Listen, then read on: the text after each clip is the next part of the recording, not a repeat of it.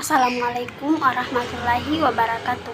Hai teman-teman, jumpa lagi bersama saya Rahmawati dari Fakultas Ekonomi Sekolah Tinggi Ilmu Ekonomi Makassar Maju.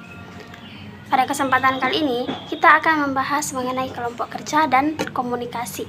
Nah, untuk membahas materi tersebut, tentu saja saya di sini tidak sendirian. Saya ditemani oleh teman-teman saya. Ada Sumarni, ada Aryansyah, dan ada Ikra Isminisa. Baik, untuk mempersingkat waktu, langsung saja saya serahkan kepada pemateri. Baik, saya akan menjelaskan mengenai apa itu kelompok kerja. Kelompok kerja merupakan kelompok yang disusun oleh organisasi dengan tujuan untuk menjalankan berbagai pekerjaan yang terkait dengan pencapaian tujuan. Kelompok kerja memiliki karakteristik, diantaranya yang pertama, memiliki anggota lebih dari satu orang, yang berarti adanya karakteristik yang berbeda dari setiap orang tersebut. Yang kedua, adanya interaksi antara kumpulan orang tersebut.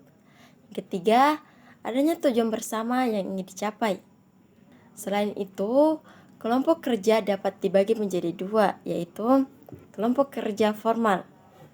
Kelompok kerja formal adalah kelompok kerja yang dibentuk atau disusun secara resmi oleh manajer, di mana kelompok kerja tersebut diberikan tugas dan pekerjaan yang terkait dengan pencapaian tujuan organisasi.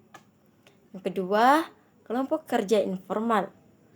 Kelompok kerja informal adalah kelompok kerja disusun atau tersusun yang sendirinya, ketika beberapa anggota dari organisasi tersebut yang kegiatannya biasanya tidak terkecuali langsung dengan rencana-rencana rutin dari organisasi, namun secara tidak langsung atau mempengaruhi kinerja dari orang-orang dalam organisasi. Dalam kelompok kerja pada sebuah organisasi biasanya terdapat konflik. Contohnya yang pertama, konflik antara bawahan di bagian yang sama dalam sebuah organisasi. Yang kedua, konflik antara bawahan dan pemimpin di bagian yang sama dalam sebuah organisasi.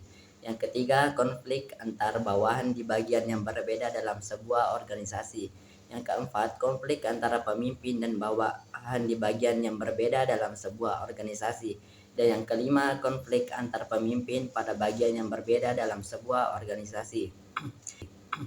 Biasanya konflik-konflik tersebut bersumber dari yang pertama, faktor komunikasi atau communication factor. Yang kedua, faktor yang bersifat personal atau personal factor. Yang ketiga, faktor struktur tugas maupun struktur organisasi, job structure of organization structure. Yang keempat, faktor lingkungan atau environmental factor. Selain kelompok kerja, dalam organisasi juga dibutuhkan komunikasi yang efektif dalam sebuah organisasi. Karena komunikasi merupakan proses di mana seseorang berusaha untuk memberikan pengertian atau pesan kepada orang lain melalui pesan simbolis, sebab komunikasi yang efektif memiliki peranan yang penting dalam sebuah organisasi. Dari komunikasi yang efektif akan tercipta hasil yang selaras dan tercapainya target atau visi dan misi dari organisasi tersebut. Bentuk-bentuk komunikasi ada 3, yaitu yang pertama komunikasi interpersonal, yang kedua komunikasi lisan, dan yang ketiga komunikasi tertulis.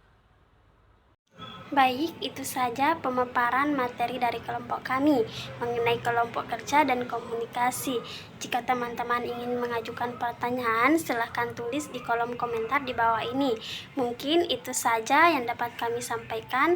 Semoga presentasi kali ini memberikan manfaat untuk kita semua. Baik, saya tutup dengan ucapan sekian dan terima kasih. Assalamualaikum warahmatullahi wabarakatuh.